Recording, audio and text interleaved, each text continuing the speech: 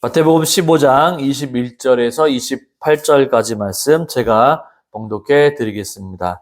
예수께서 거기서 나가사 두로와 시돈 지방으로 들어가시니 가나안 여자 하나가 그 지경에서 나와서 소리질러 이르되 주 다윗의 자손이여 나를 불쌍히 여기소서. 내 딸이 흉악하게 귀신 들렸나이다 하되 예수는 한 말씀도 대답하지 아니하시니 제자들이 와서 청하여 말하되 그 여자가 우리 뒤에서 소리를 지르오니 그를 보내소서.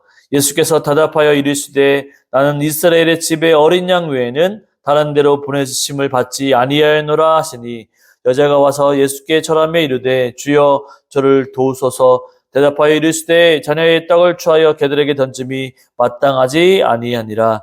여자가 이르되 주여 올소이다마는 개들도 제 주인의 상에서 떨어지는 부스러기를 먹나이다 하니 이에 예수께서 대답하여 이르시되 여자여 내 믿음이 크도다 내 소원대로 되리라 하시니 그때부터 그의 딸이 나으니라. 아멘.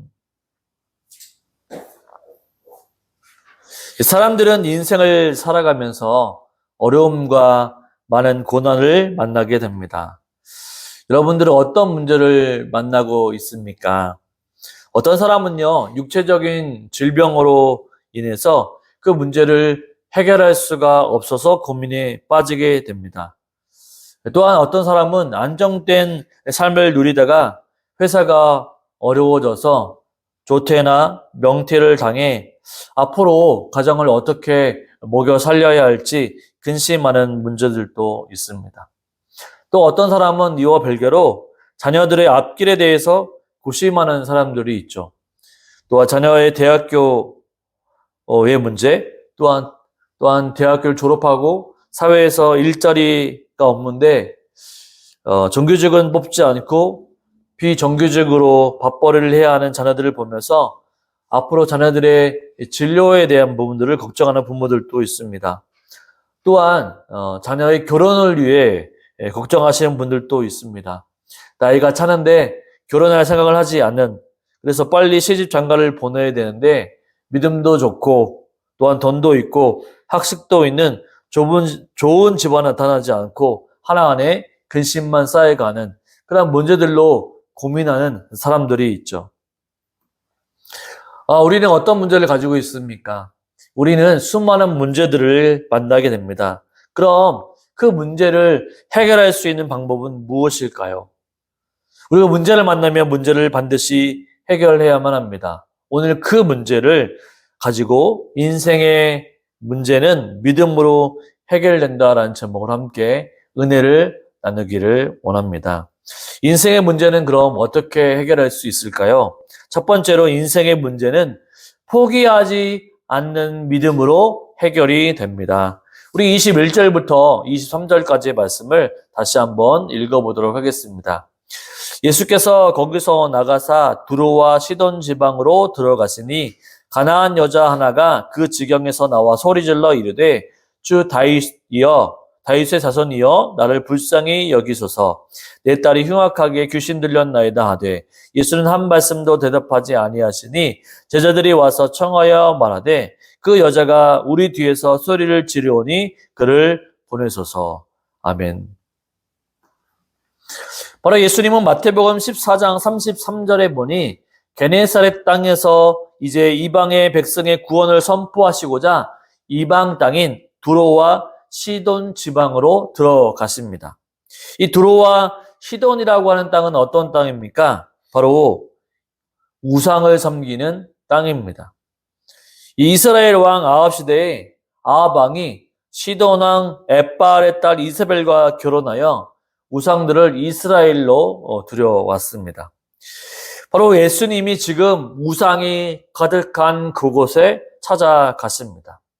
그런데 그 지방의 여인 한 명이 예수님이 오신다라고 하는 소식을 듣게 됩니다. 그리고 달려가죠.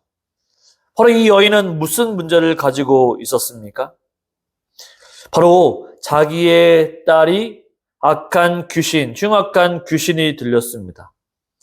이 마가복음에도 이 사건이 나오는데 마가복음은 이 귀신을 더러운 귀신이다라고 말하고 있습니다. 여러분 생각해 보십시오. 내 아이가 흉악한 귀신이 들려서 힘들어하고 있습니다. 귀신이 들려서 넘어지기도 하고 자빠지기도 하고 몸을 가누지도 못할 정도로 정신도 제정신이 아닙니다. 내 아이의 상태가 그렇다고 한다면 부모의 마음은 어떨까요? 어떨 것 같습니까? 그렇죠. 무너지겠죠. 모든 재산을 다 팔아서 그 병을 고쳐주고 싶었을 것입니다. 해결책을 찾기 위해서 동분서주했을 것이죠. 좋은 의사도 찾아보았겠죠. 이상한 행동을 보이니까 의사에게 찾아가서 바로 고쳐보려고 노력을 했을 것입니다. 그러나 고치질 못합니다. 유명하다는 병원을 다 찾아가 보아도 고치질 못합니다. 또한 자기가 믿고 있는 신들에게도 찾아가서 애원하고 예배를 드리고 기도를 드렸을 것입니다. 그러나 그것도 여의치가 않습니다. 그가 이 세상에서 답을 찾아보았지만 더 이상 찾지 못하게 됩니다. 더 이상 아이를 고칠 사람이 없었다는 거죠. 여러분, 우리도 그럴 때가 있지 않습니까? 우리 인생의 문제 가운데 나의 힘으로 더 이상 해결하지 못하는 부분들이 있습니다. 여기저기를 찾아가도 그 문제의 답을 얻지 못할 때가 있고 해결하지 못할 때가 있습니다. 해결하면 해결할수록, 노력하면 노력할수록 더 미궁에 빠지기도 합니다. 친구에게 의지해 보기도 하고 친한 지인들에게도 문의해 보기도 하고 회사와 동료들에게도 문의해 보지만 답은 없습니다. 그런데 의지가 되고 문제가 해결될까요? 해결되지 않는다라고 하는 거죠. 그러면 어떻게 해야 할까요? 바로 이 여인을 살펴보시기 바랍니다. 인생의 문제 앞에서 이 세상 가운데 다 물어보고 예배하고 기도했지만 해결 찾지 못하자 이 여인은 바로 주님께 나아갔던 것을 보게 됩니다. 22절을 한번 보겠습니다. 가나안 여자가 그 지경에 나와서 소리질러 이르되 주 다윗의 자손이여 나를 불쌍히 여기소서 내 딸이 흉악하게 귀신 들렸나이다 하되. 이 가나안 여자는 소식을 듣게 됩니다. 어떤 소식입니까? 이스라엘 땅에 하나님의 아들이라고 하시는 분이 병자도 고치고 또 귀신들도 물러가게 하는 바로 치유의 역사가 일어난다라고 하는 소식입니다.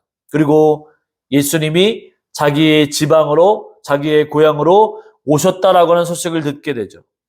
반가운 소식이었습니다. 아이의 병을 낫게 할 수 있는 절호의 기회였습니다.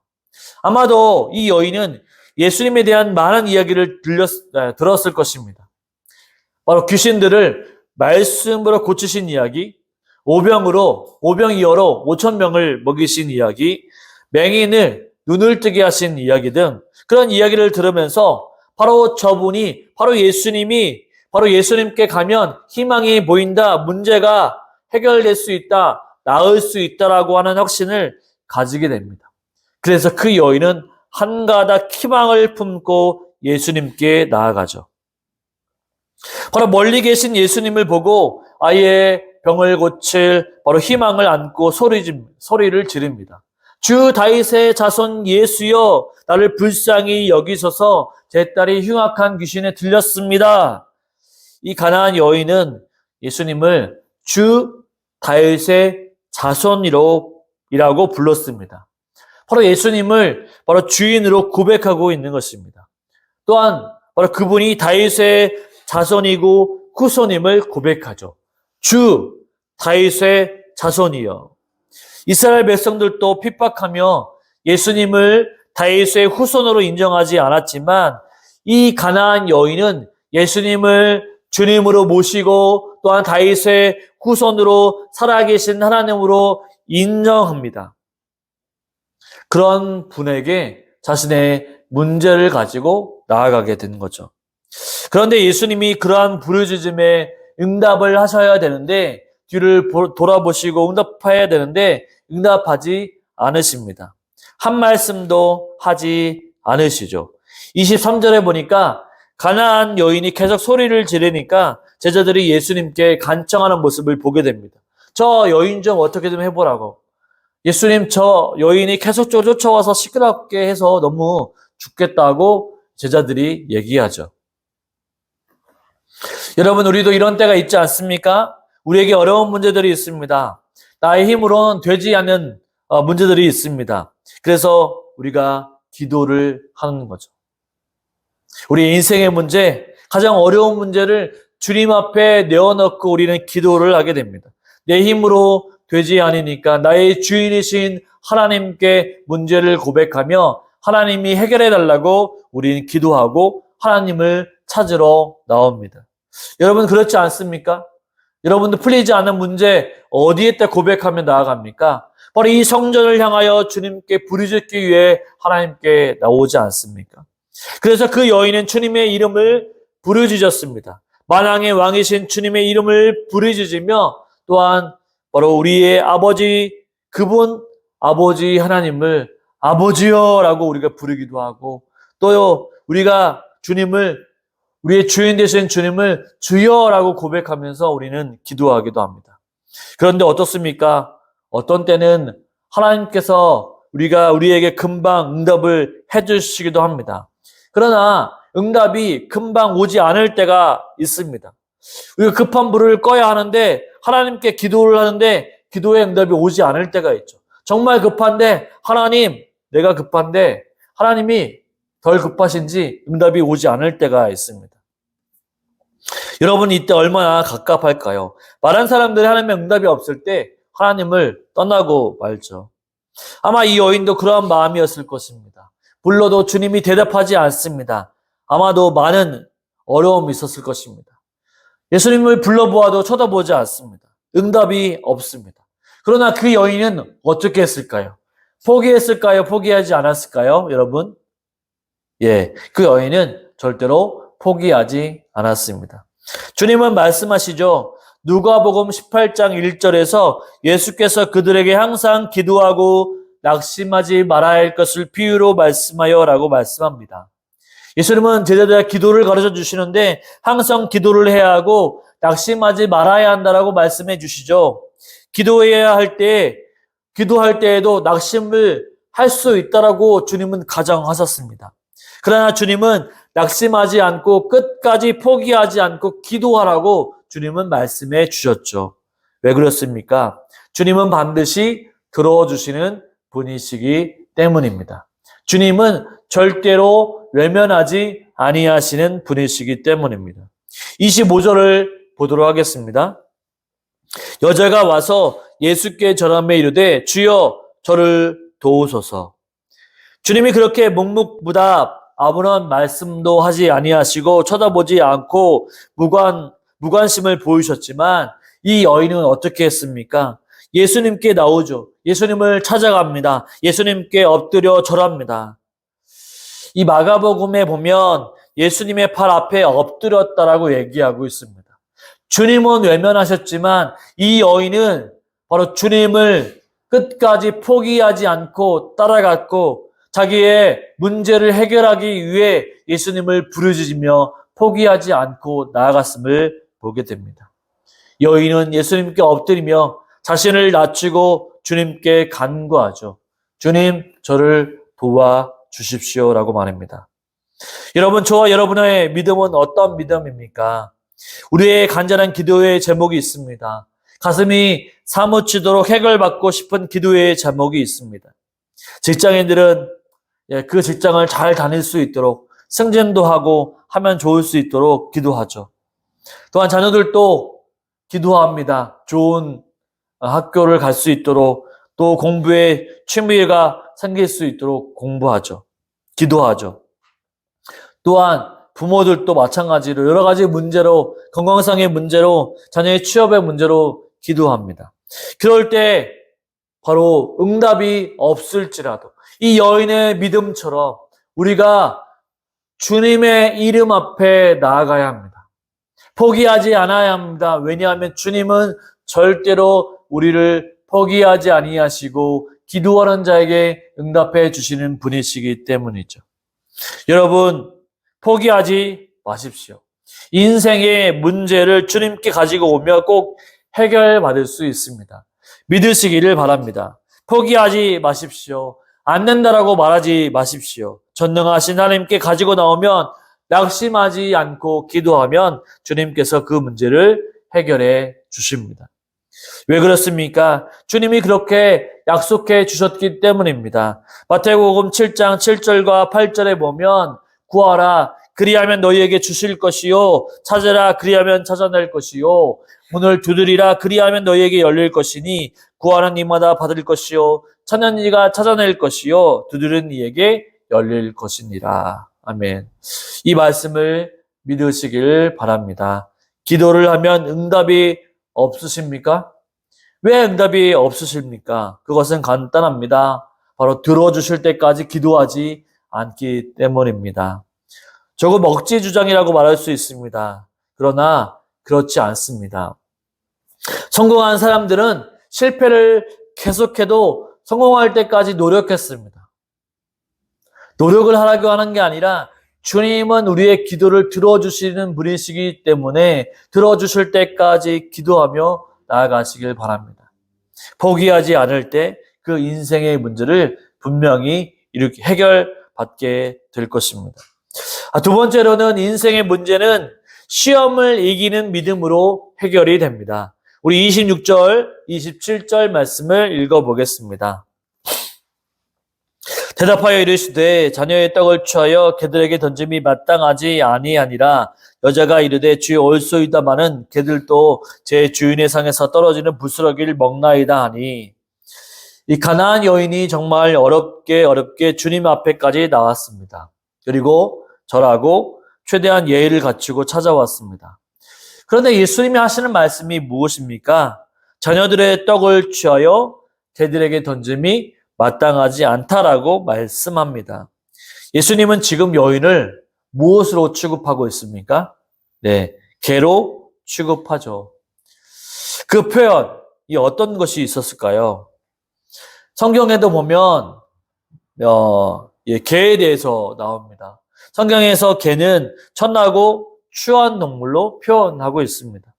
잠언 26장 11절에 보면 개가 그 토한 것을 도로 먹는 것 같이 미련한 자는 그 미련한 것을 거듭 행하느니라 라고 하면서 개를 미련한 것으로 취급합니다. 또한 사울의 신하는 다윗에게 그가 절하여 이르되 이 정이 무엇이기에 왕께서 죽은 개 같은 나를 돌아보시나이까 라고 말하는 것을 보면서 자신을 낮추는 말로 사용하는 것을 보게 됩니다. 예수님은요 또한 거룩한 것을 개에게 주지 말며 너희 진주를 돼지 앞에 던지지 말라. 저희가 그것을 발로 밟고 돌이켜 너희를 찢어 상할까 염려하라 라고 하셨고, 베드로는 참된 속담에 이르기를 개가 그 토하였던 것에 돌아가고 돼지가 씻었다가 더러운 구덩이에 도로 누웠다 하는 말이 저희에게 응하였다라고 하면서 개는 혐오스럽고 추악한 동물로 취급하고 있습니다. 여러분, 이 여인이 아무리 주님에 대한 간절한 소망이 있고 자기를 무시해도 그것을 감수하면서 주님께 나왔는데 주님께서는 자기를 바로 혐오스러운 개처럼 취급하시는데 이 여인의 마음은 어떨까요? 저 같으면 부글부글 끓었겠죠. 아마 마음적으로 열이 오르고 뚜껑이 열릴지도 모르겠습니다. 그래서 이 여인은 돌아가고 싶은 마음도 있었을 것이죠. 예수님께 욕하고 돌아가고 싶은 마음도 있었겠죠. 그런 마음 있지 않습니까?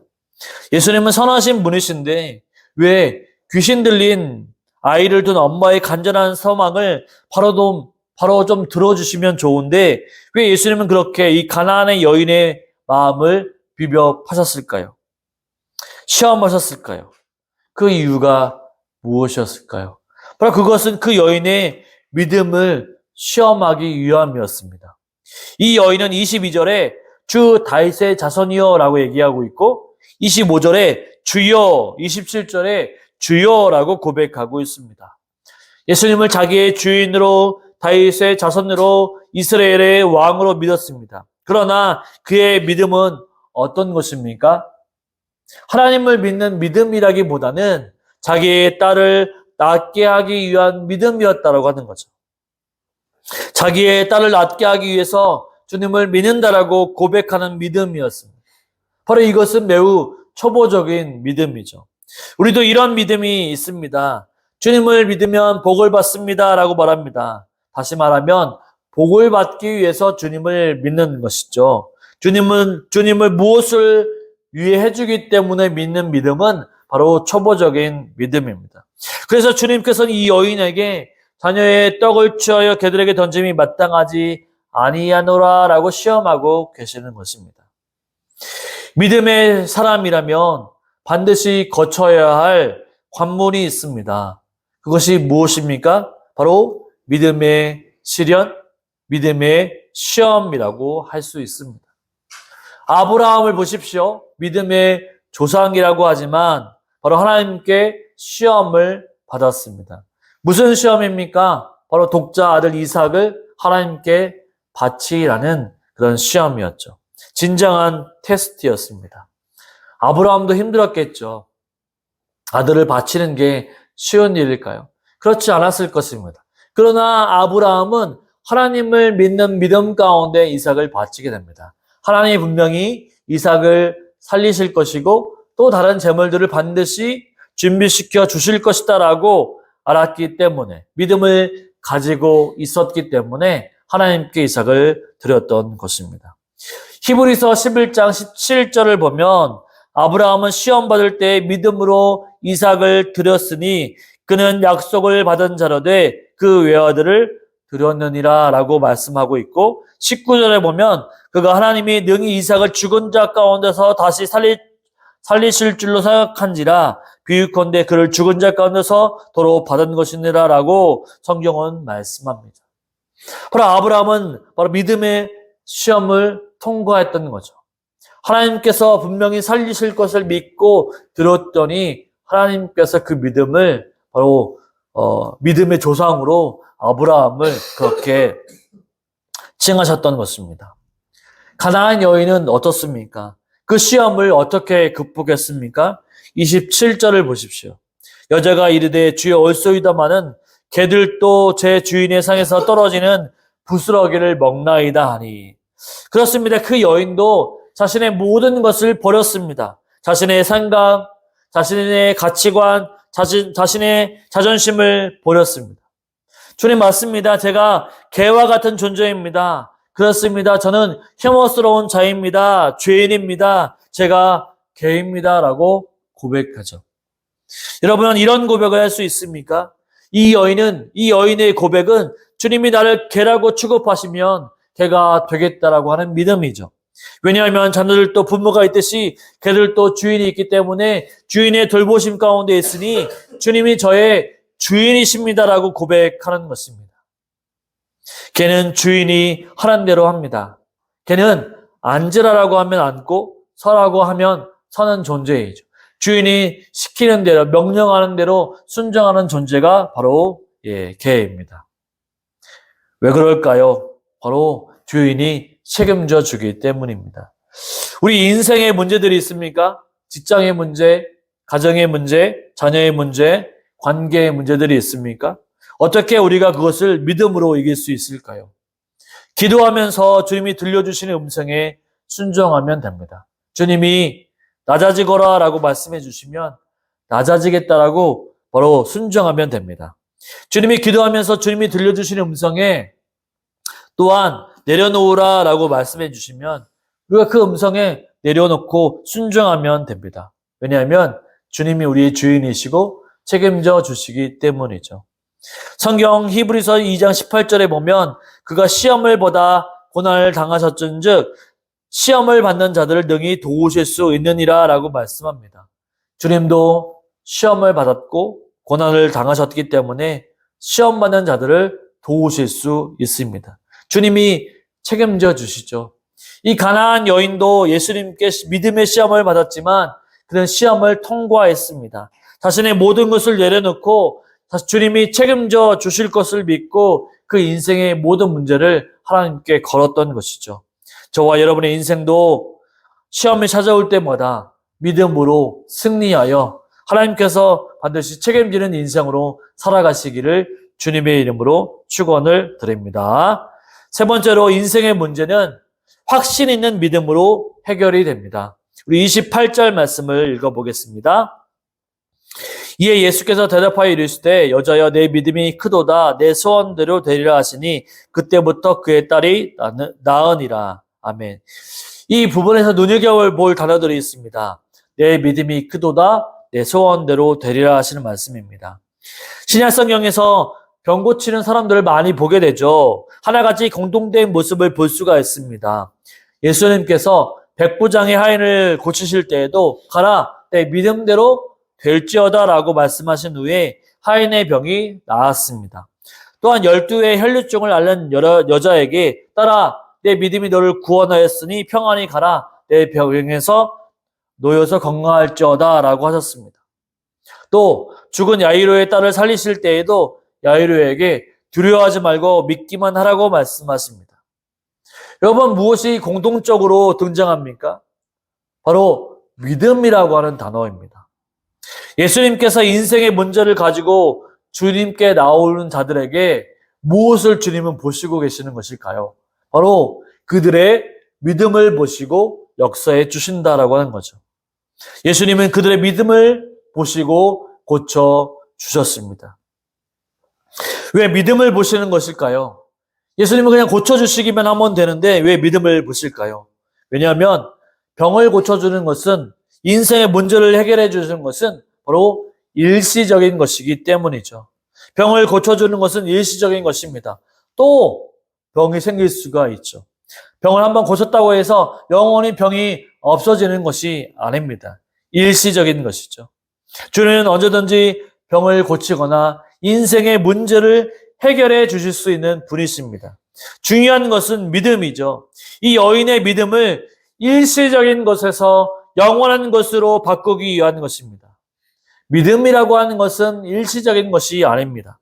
병을 고칠 때에만, 무엇인가 우리가 필요할 때에만 있어야 하고 갖추어야 할 준비사항이 아니죠. 우리의 필요가 채워졌다고 해서 버리는 것이 아닙니다. 왜냐하면 오직 의인은 믿음으로만 살아가기 때문이죠. 예수 그리스도를 주로 고백하는 자들은 하나님을 믿는 믿음으로 살아가는 자들이기 때문이죠. 우리의 삶을 생각해 보시기 바랍니다. 우리가 가진 여러 가지 문제들이 있습니다. 물질의 문제, 자녀들의 고입, 대입, 취업, 결혼의 문제들, 아이를 갖고 싶은데 불임으로 인해서 또한 잘 갖지 못하는 문제들, 또한 사랑해야 할 사랑해야 할 부부들이 겪는 갈등의 문제들, 유체의 연약한 문제들. 우리는 하나님을 믿지만 세상의 사람들과 똑같이 여러 가지 문제들을 안고 있습니다. 그러나 우리는 좌절하지 않죠. 근심 걱정하지 않습니다. 포기하지 않습니다. 왜 그럴까요? 바로 주님을 믿기 때문입니다. 하나님을 믿기 때문이죠. 우리의 모든 문제를, 우리를 너무나도 잘 아시는 하나님을 우리가 믿기 때문입니다. 그러니 우리에게 소망이 있는 것이죠. 오늘 우리에게 이런 고백이 있었으면 좋겠습니다. 주님이 나의 힘과 능력이 되십니다. 주님이 나의 모든 것을 다스리시는 권세자이십니다. 주님이 일하시면 못하실 일이 없으십니다. 여러분, 아멘이십니까?